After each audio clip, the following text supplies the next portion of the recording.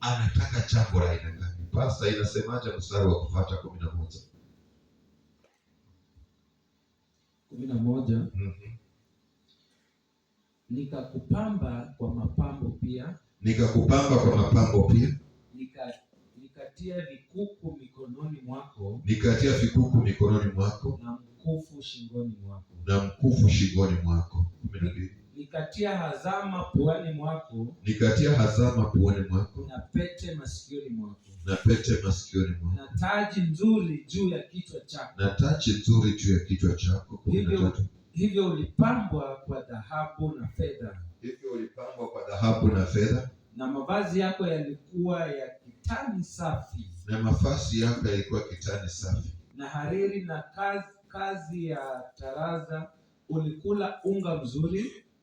Na hariri na kazi ya taraza ulikula unga mzuri. Na asali na mafuta. Na asali na mafuta. Nawe ulikuwa mzuri mno. Nawe ulikuwa mzuri mno. Ukafanikiwa hata kufikiria hali ya kifalme. Ukafanikiwa hata kufikiria hali ya kifalme. Sifa zako zikaenea kati ya mataifa. Sifa zako zikaenea kati ya mataifa. Kwa sababu ya uzuri wako. Kwa sababu ya uzuri wako. Kwa maana ulikuwa mkamilifu. Kwa maana ulikuwa mkamilifu. Kwa sababu ya utukufu wangu. Kwa sababu ya utukufu wangu.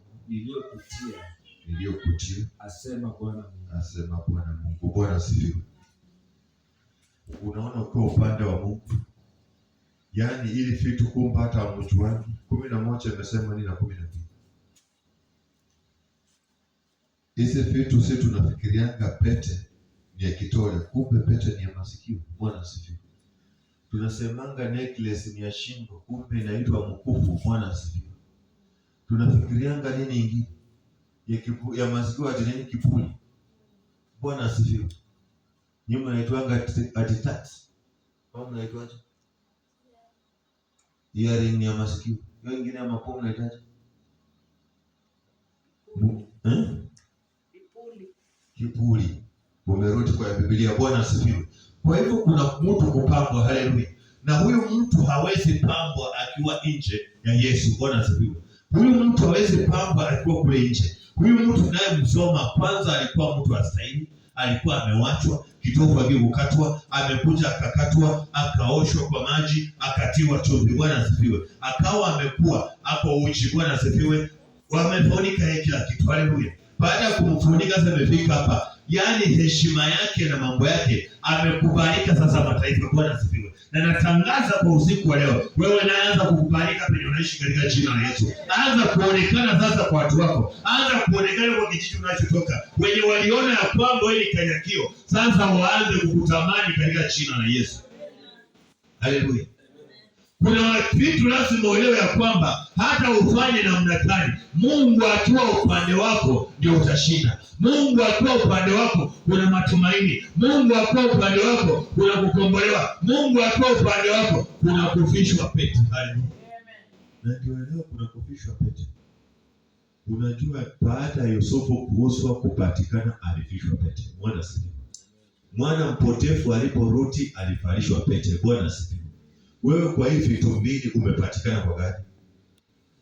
Haleluya. Umepatikana kwa gani? Bwana asifiwe. Kuangusha pete. Kuvalishwa pete gani, ya uchumba ama hao wanakuvalishwa pete kwa kuonekana wana kibali. Bwana asifiwe. Kwa hivyo kuna kitu lazima uelewe, tutavipoteza kama hatuna Mungu. Tutapoteza kazi zetu. Unaweza ukafanya kazi lakini unakuta pesa zako ni za madawa tu. Unaweza ukafanya kazi lakini unakuta dakika ya mwisho umepewa mizigo ya ajabu. Bwana asifiwe. Haleluya. So cha muhimu ni kujua kwamba tunatakana kutoka wapi na kwenda wapi. Na ni kwa nini tuko penye tuko. Bwana asifiwe. Huyu aliyefanya tufungike mahali hapa ni nani? Haleluya. Aliyesababisha tukae mahali hapa kwa mfululizo ni nani? Bwana asifiwe. Ndio siku moja nikakuja nikakaa na nikafikiria sana. According naomba deliverance ina utoto ndani. Ina utoto kabisa ndani. Na kwa mambo ya deliverance unataka kuelewa hii mambo ya prophetic ina mambo ya utoto ndani. Kwa maana fika mahali unaomba Mungu anaambia mtu achukue chifu. na amuke naye usiku wa manane, aenda mambo ya njia panda, kwa maana walisima moto wako, chifu imechapwa kwa moto yake. Yaani kitu chenye mtu hawezi amini. Wewe kama umeshindwa kuomba, unaamini ni chifu ndiye amecha, lakini Mungu anakuambia fanya hivi. Bwana asifiwe. So kile ambacho tunataka kuelewa ni kujua kwamba tunapaswa, tunaweza tokaje ndani ya hivi vitu, lakini tutatokaje tusipoambiwa. Bwana asifiwe. Tutatokaje tusipoambiwa ya kwamba tumekaa mahala pasipo sahihi? Tutatokaje mahala pasipoambiwa kwamba penye tupo si mahali petu? Bwana asifiwe. Kwa maana kuna mtu amekaa anajua ana ugonjwa wa sukari, lakini kila mwezi anajua anatumianga shilingi 12,000 na ameweka budget ni 12,000 kila mwezi, na anangoja hadi siku ya kufa. Bwana asifiwe. Na asipokufa kesho, wao uone mpaka mashamba na mpaka asi watoto itaishia kwa maana alianzisha ile kitu anatakana kusema hii nimeikataa, lakini yeye hajaikataa. Bwana asifiwe. Kwa hivyo anasema pingeni. Bwana asifiwe. Na kuna vitu ukiwa navyo utakuwa na ushindi. Bwana asifiwe. Kuna vitu ukikuwa ndani mwako, ukishajua kuvinunua, hakika utafaulu. Ukishajua kununua vitu fulani utafaulu. Bwana asifiwe. Na hivi vitu ukishavinunua viusu. Haleluya. Pastor, peana hiyo mic, simama hiyo mic. Sema hiyo.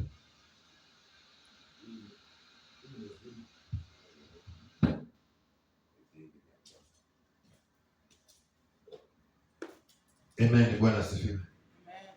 So tukiwa katika hiyo hali, elewa kuna njia ambayo mwanadamu wa kawaida hawezi jua amepotea. Kuna njia ya kawaida yenye mtu hawezi jua kama anaendelea kuishi, lakini anaona niko comfortable. Bwana asifiwe. Na kwa comfortable kwake, kesho hii kuna mwachia matatizo. Bwana asifiwe. Na matatizo yanaposhuka kwake, yeye anaangalia, anasema ningejua, but muda ulipita. Bwana asifiwe. Nimejaribu kufuatilia maisha ya ukombozi. Maisha ya ukombozi ni vitu tofauti sana. Maisha ya ukombozi mimi huangalia, ukikuta wakati mlipokuwa watoto, hata tutumie sister, I think miaka hii kama wenye mlishika nyinyi mkisungusha mlikuwa mnaipata.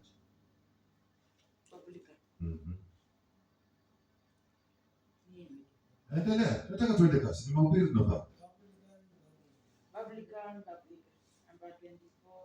Number 28. Twende. Publican. Number 28. I wait for a hope, but no, I stop under break. Hiyo kitu inamaanisha nini? I wait for a hope. For a? I wait for a hope, but not I stop under break. Bwana asifiwe. Unajua kitu ndio maisha wako. Ulianza kuruka. Sawa. Ikafika pale, I stop under. Hapo ndio mliweka break maisha.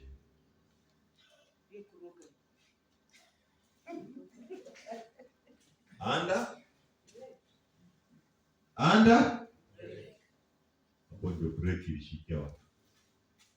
Hapo ndio break ilishikia watu. Ndio unakuta maisha ukiwa msichana ilikuja tu vizuri. Wakati unaruka. Siku ulijaribu tu kwa ndoa, ukaweka break ya kila kitu. Pesa hakuna. Ile story maono ulikuwa nayo ikaisha. Bwana asifiwe. So sasa ni lazima utoke ndani ya break. Haleluya. Kuna vitu nikakuja nikaangalia na nimefuata site. Unakuta watu wanaongea mambo yenye ukisikiza haya mambo yana make sense in the spirit, lakini kwa ni jokes. Bwana asifiwe. Na leo hii hiyo ndio maisha wanaishi. Hii vitu tumekuwa tukiifanya utotoni, ndio leo tunakaa. Ukitaka kuelewa ni kwa nini, siku zile ulikuwa unajua kujirukia. Ama na usema huko. Si mlikuwa mnajua kuruka? Sasa unaweza ruka. Hata mimi naruka na mashine. Bwana asifiwe. Ulikuwa unajua kujirukia. ulikuwa unaweza tu ukirukiwa, lakini sasa hivi hauwezi ruka. Kwa nini? Kuna mizigo, kuna mishale, kuna asma, kuna tumbo, kuna ulcers. Vidonda vya tumbo, nikiruka tumbo inajisukua ndani. Bwana asifiwe. So ikifika pale ni kutafuta Yesu aje aruke kwa mikono yako. Bwana asifiwe. Lakini sisi hatuwezi kutafuta Yesu. Tukiona tumeshindwa, tunasema tunang'ang'ana, tunakasa. Hii mwendo utakasa na ukufe na uende jehanamu kwa ajili ya kukasa kwako. Lakini ukiita Yesu akwe upande wako, hakika Yesu atakufusha. Atahakikisha amekutoa penye hauwezi kuruka pale. Yeye ameshakurukia.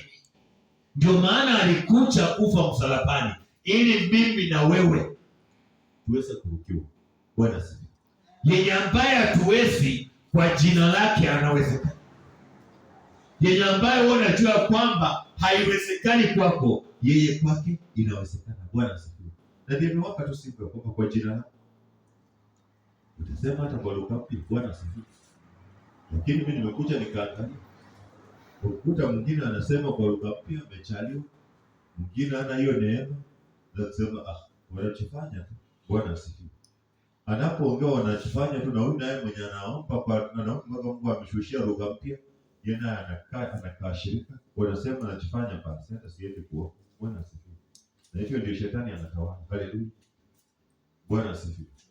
So tuelewe ya kwamba maisha yetu imekuwa chini. Haleluya. Pastor, tusome Mithali 23 mstari wa 23. Siku nyingine tunaponunua tusiuze. Haleluya.